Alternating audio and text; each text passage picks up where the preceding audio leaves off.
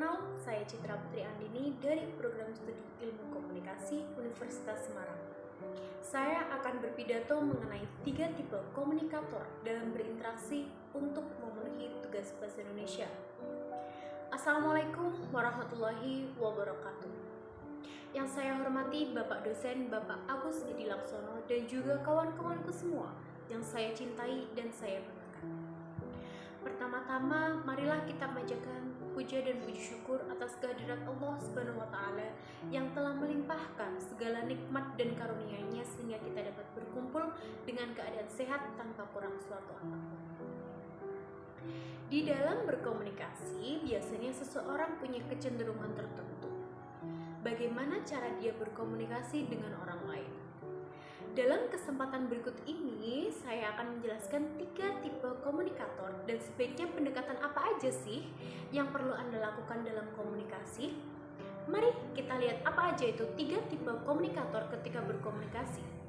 Yang pertama adalah ada orang yang kecenderungan bersifat agresif. Orang yang seperti ini bisa disaksikan di lingkungan kerja maupun di lingkungan rumah Anda. Biasanya mereka ingin menang sendiri. Jikalau punya perbedaan pendapat, maka pendapatnya lah yang harus menang. Dan orang yang agresif juga punya kecenderungan menghakimi orang lain tanpa dia mengolah terlebih dahulu dengan baik. Orang yang agresif cenderung suka memotong dan suka mendominasi pembicaraan. Ketika orang lain sedang berbicara, bukannya mereka mendengarkan, tetapi malah memotong dan balik mendominasi topik pembicaraan tersebut. Nah, siapa sih orang yang kecenderungan bersifat agresif ini? Ada memang orang-orang yang secara personality, secara bawaan memang dia sudah bersifat agresif dalam berbicara. Keuntungan agresif juga dimiliki orang yang punya power lebih. Seperti halnya seorang atasan yang cenderung memiliki pendekatan komunikasi kepada bawahannya.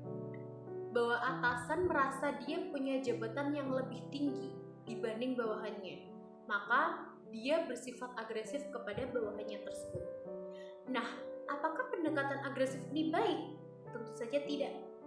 Ketika Anda agresif, maka dampaknya adalah Anda tidak mendapatkan input yang baik dari orang lain.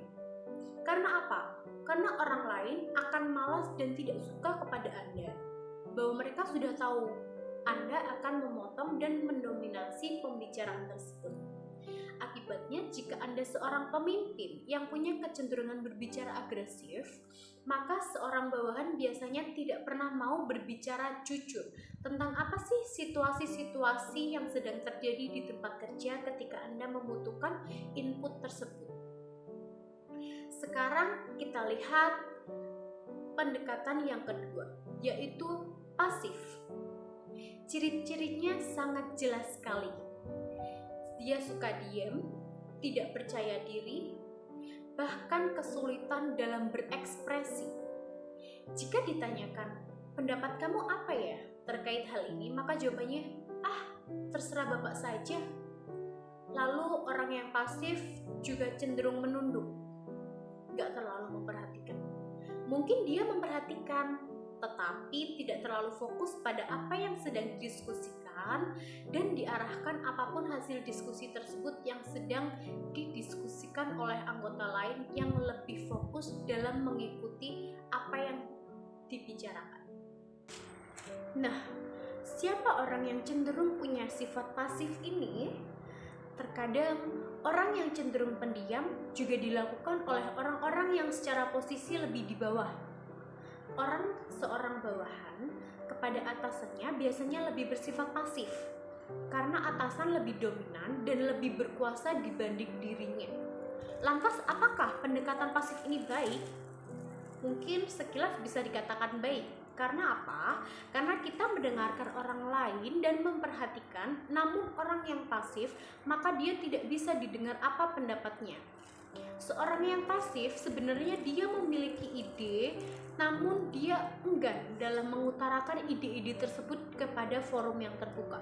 dia lebih memilih untuk memendam ide-idenya tersebut. Dan bisa jadi itu merugikan dirinya sendiri, bahkan orang lain juga. Nah, jika kita sudah melihat bahwa pendekatan agresif tadi tidak baik, pendekatan pasif juga kurang pas, lantas mana sih pendekatan yang terbaik? Jangan lupa, ada satu lagi yaitu pendekatan asersif. Apa itu pendekatan asersif? Asersif adalah komunikator yang bisa memadukan antara agresif dan juga pasif secara singkat, tepat, dan juga seimbang. Jika mereka punya kepercayaan diri mirip seorang yang agresif, dia pede, dia merasa satu level, dia berprinsip bahwa saya punya pendapat dan Anda juga punya pendapat. Itu yang pertama, percaya diri. Dengan percaya diri, Anda pun mudah untuk menyampaikan segala ide yang Anda miliki. Nah, kemudian selain percaya diri, orang yang asersif juga dia mencari jalan tengah. Artinya apa? Meskipun dia berani mengatakan pendapatnya, namun dia pun secara terbuka mendengarkan pendapat orang lain juga. Dia tidak egois. Lantas, jadi dibandingkan antara mana sih pendapat kedua ini yang baik, atau pendapat saya, atau pendapat orang lain juga. Merasa apakah pendapatnya saja yang lebih dominan atau pendapat orang lain juga yang lebih kuat. Jadi dia selalu memperbandingkan antara pendapat yang satu dengan pendapat yang lain.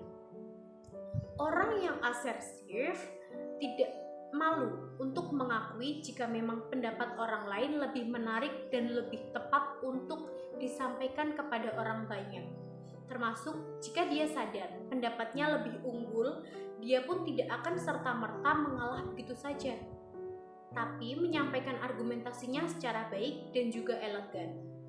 Orang yang asersif, dia akan bersifat proaktif dan juga ekspresif dalam menyampaikan poin-poin yang akan dia sampaikan. Jadi pembicaraannya merasa lebih berbobot.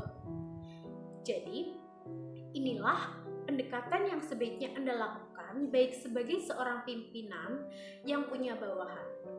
Jika Anda asersif, maka selain punya kepercayaan diri, Anda juga mau mendengarkan pendapat orang lain. Akibatnya diskusi pun akan terjadi secara baik dan lancar. Dan kita akan mendapatkan hasil dalam suatu perundingan secara tepat pula.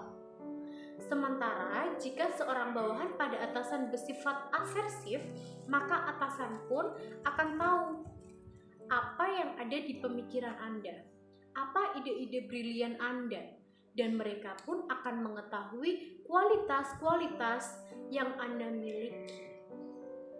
Inilah 3 tipe komunikasi yang sering kita lakukan dan kita temukan di lingkungan kerja maupun lingkungan rumah masing-masing. Ada yang bersifat agresif, ada yang bersifat pasif, dan juga yang paling tepatnya dan paling ideal adalah sifat asersif. Maka dari itu, jadilah seorang komunikator yang asersif dan memiliki bobot bicara yang lebih tepat dan dapat didengarkan dengan orang lain secara jelas. Saya Citra Putri Andini dari Prodi Ilmu Komunikasi mengucapkan terima kasih buat semua yang sudah menyaksikan dan memperhatikan pembicaraan singkat saya. Kurang lebihnya saya mohon maaf. Wassalamualaikum warahmatullahi wabarakatuh.